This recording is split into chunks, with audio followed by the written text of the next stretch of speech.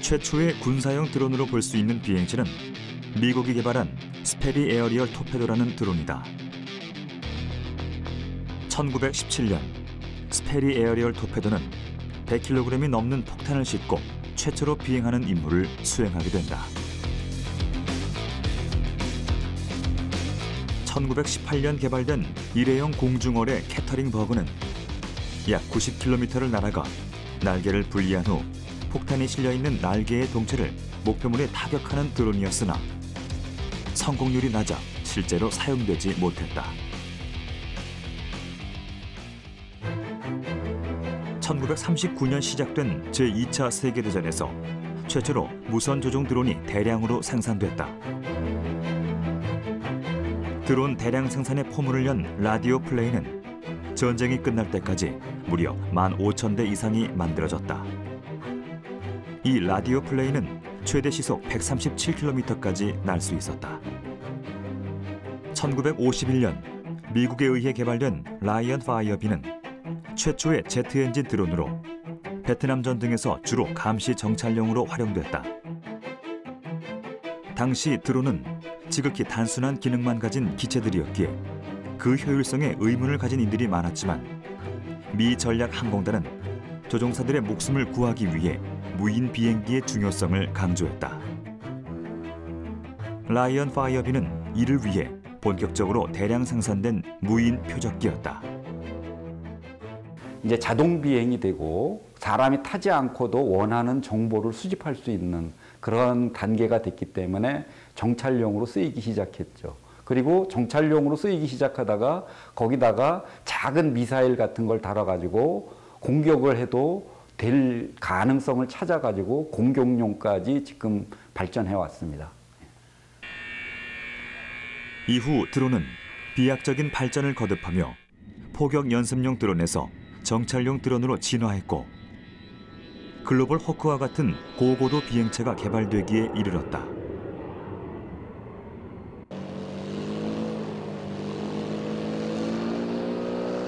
MQ-1 프레데터처럼 적진 속으로 들어가 정찰을 하고 암살과 기지 폭파 같은 정밀성을 요구하는 성능까지 갖추게 됐다.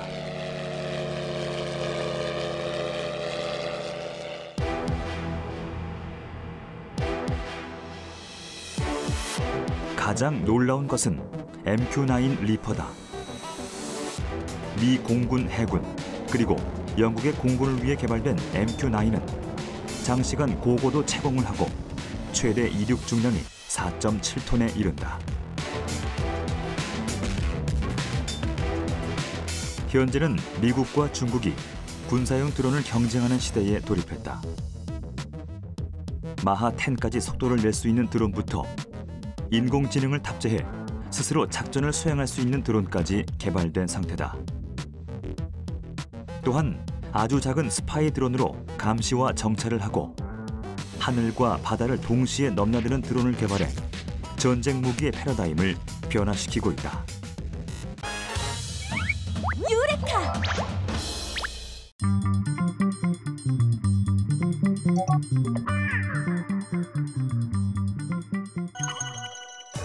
비타민, 라틴어로 생명을 뜻하는 바이타와 아민이 결합된 단어로 많은 양을 섭취할 필요는 없지만 생명 유지를 위해 꼭 섭취해야 되는 분자 형태의 영양소입니다. 바로 이분이 비타민을 발견한 사람이자 비타민의 이름을 붙여준 미국의 생화학자 punck입니다. punck는 인간이 탄수화물, 단백질, 지방 등 5대 필수 영양소만 섭취하면 된다고 믿었던 20세기 초 비타민의 존재를 확인했는데요. 그의 비타민 발견은 그 당시 난치병으로 취급되던 각기병, 야맹증, 배열병 등의 원인과 치료법을 찾는데 물꼬를 텄습니다. 이후 학자들이 다양한 비타민을 발견했고 더 많은 난치병을 치료해 노벨상의 영광을 안았다고 합니다.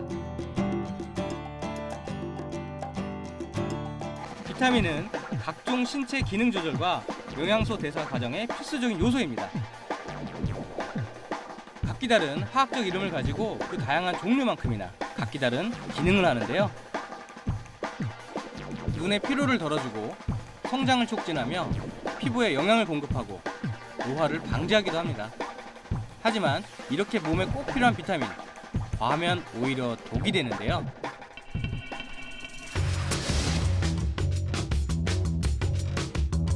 미국의 한 연구팀이 발표한 내용에 의하면 혈관 보호, 생식 기능 강화에 도움을 주는 비타민 E도 장기간 복용한 남성의 경우에는 전립선암 위험이 평균 17%나 높아진다고 합니다.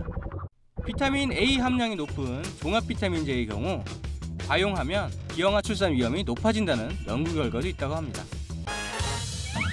유레카!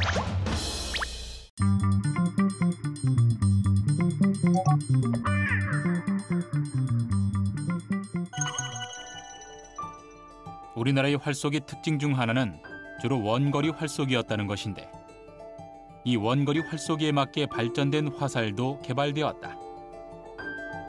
그것이 바로 최고의 비밀병기라 불리우던 강력한 화살, 바로 편전이다. 편전은 속칭 애기살이라고 해서 크기가 아주 짧은 화살을 얘기를 합니다.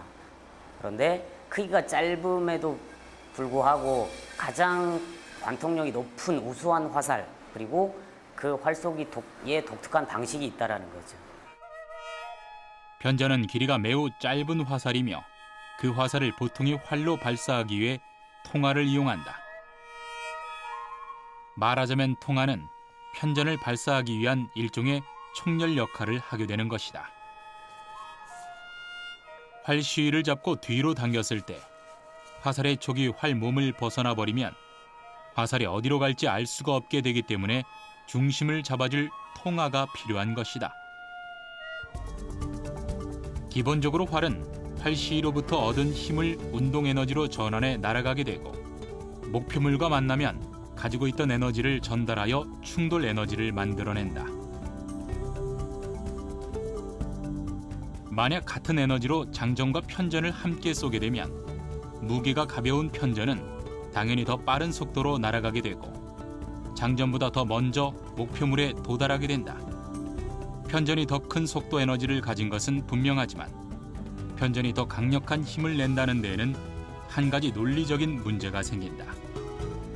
알려진 바와 같이 운동 에너지는 속도뿐 아니라 질량과도 비례하기 때문에 편전이 더 빠르지만 상대적으로 가벼운 만큼 더 큰 에너지를 지녔다고 말할 수는 없다.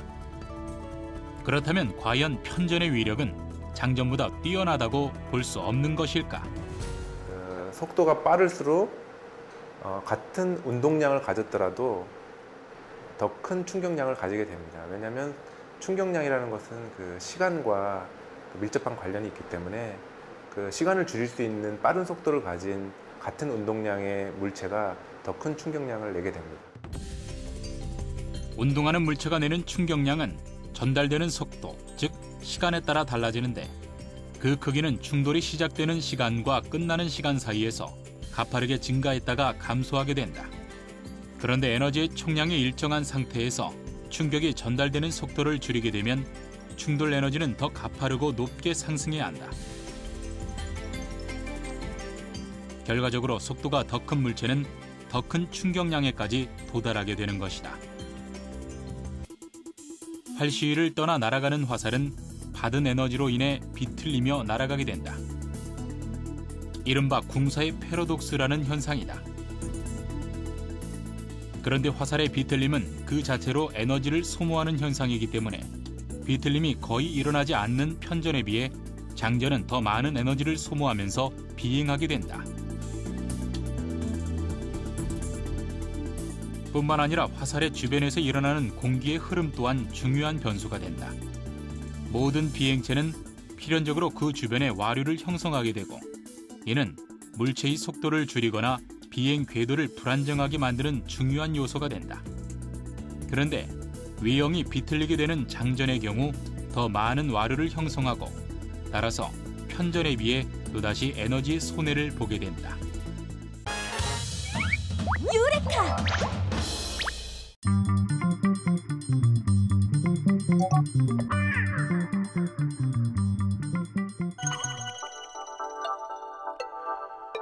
인간의 뇌에는 대뇌피질 한가운데 운동 영역을 담당하는 운동중추사령부가 있습니다.